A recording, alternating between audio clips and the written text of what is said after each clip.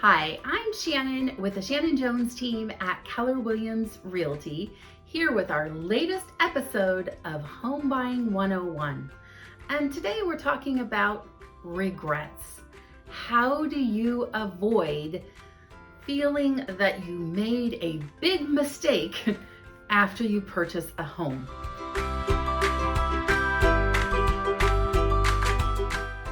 The interesting thing is, nearly 2/3 of millennials, 64%, say they have at least one regret about purchasing their current home. And about 45% of Gen Xers, 33% of baby boomers also reported having some type of remorse about their current home. So if you're buying a home and you don't want to feel that pang of regret, what can you do? Well, let's start by looking at what those regrets actually were. The most people actually had no regrets, but the biggest regrets were that either maintenance or other costs are too high. So the first thing you can do is take a real good look at what the budget will be to keep up the home. Will you be hiring a gardener? If it has a pool, is there a cost to maintain the pool? What can you expect to pay for things like painting the home? Will it need to be re-roofed?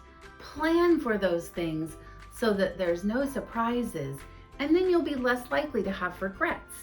People also reported that they had some regrets about buying too small of a house, that they didn't care for the location, or even that they bought too big a house.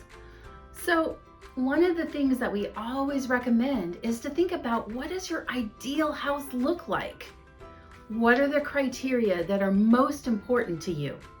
Now let's face it, you might have to make some compromises in this market because we're in a strong seller's market, and you may not get everything that's on your wish list.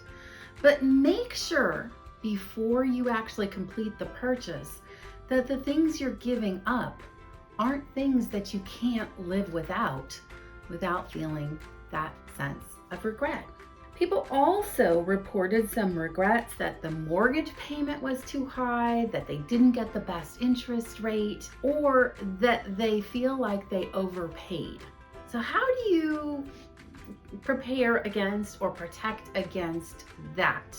Well, look very, very carefully at your budget. Make sure that you're looking at what the costs are up front, so your down payment, your closing costs, as well as what your overall monthly payment is going to be. Not just the principal and interest, but also the taxes and the insurance. Shop around for the best interest rate. Talk to some reputable lenders. Do some crunching of numbers. And then really make sure that you're prepared to move forward before you make an offer. If you have any questions for us about how you can regret-proof your purchase, let's set up a time to talk. Thanks for watching.